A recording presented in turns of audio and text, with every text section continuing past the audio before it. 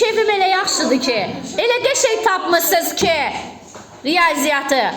Bayaq Melisa da gəldi, hamısını düz yazdı. İndi sən yazsan, əgər xahiş edirəm, qurban olun, mənim keyfimi korlama, hamısını düz yaz. Gəl. Kameradan da bakıram olur. Ben de bak. Siz oturun. Gəl. Sakit. Başla. Şəkilə bax, sözü yaz. Şşş. Görüm indi keyfim korlanacaq, yoxsa yerində qalacaq.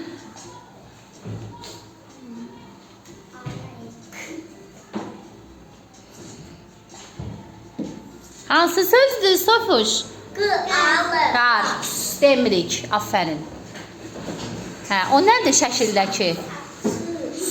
Demirik, heç kim kömək eləmir. Şşş. Nə söz oldu? Sap. Sap, birini də yaz. Atalar üçdən deyib, bu nədir?